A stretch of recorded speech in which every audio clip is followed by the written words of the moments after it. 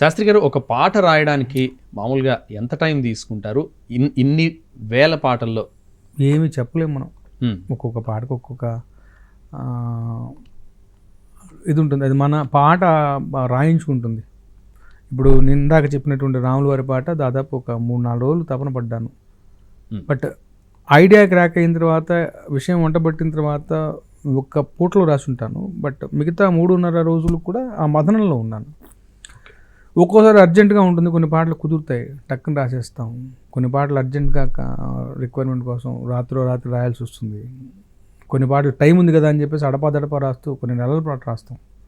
వాళ్ళకి ఇబ్బంది ఉండదు, మనకి ఇబ్బంది ఉండదు. సో ఇదమిద్దంగా ఇది అని మనం చెప్పలేం.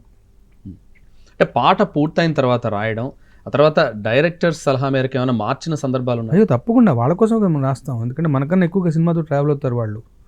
వాళ్ళకు ఒక ఐడియాలు ఉంటాయి. ఎందుకంటే వాళ్ళు ఈ స్పీడ్ ప్రపంచంలో రకరకాల విషయాలను ఏకకాలం సమన్వయించాలి. ఒక కాస్ట్యూమ్ దగ్గర నుంచి, కొరియోగ్రాఫర్ దగ్గర నుంచి, సెట్ వర్క్ దగ్గర నుంచి రకరకాల విషయాలు ఏకకాలం. ఒక పక్క నేను పాట రాసిన మిగతా వైపులా ఇవన్నీ జరుగుతూ ఉంటాయి. అన్నప్పుడు వీటన్నిటిని సంధానం చేసి కోఆర్డినేట్ చేయగలిగిన వ్యక్తి డైరెక్టర్ గారు. సో ఆయన మనసులో ఉన్న విజన్ ప్రకారం మేము అందరం కూడా పనిచేయాలి. సో మిగతా వాళ్ళు ఏం చేస్తారో నాకు తెలియదు. అన్నప్పుడు నాకు చెప్పవలసింది దర్శకులు, ముఖ్యంగా ఆయన ఐడియా. సో తప్పనిసరిగా ఆయన యొక్క అసలు ఇది కూడా కాదు, ఒక కంటెంట్గా ఇవన్నీ నేను చెప్పింది వ్యవహారంలోకి వచ్చాక, పాట ఫిక్సేషన్కి వచ్చాక.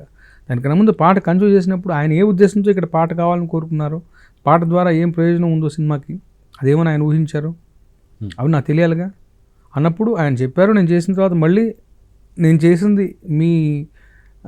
మీరు కోరుకున్న దానికి అనుగుణంగా ఉందా లేదని ఆయనతో చెక్ చేసుకోవాలిగా. తప్పనిసరిగా వాళ్ళ మార్పులు చేర్పులు ఉంటాయి. కొన్ని సంగీత దర్శకులు యొక్క ఇది కూడా ఉంటుంది. ఎందుకంటే వాళ్ళు ఆ రాగాల్లో మనం రాసినటువంటి అక్షరాలు ఎక్కువ తక్కువలు ఇవన్నీ ఉంటాయి. It's all team work.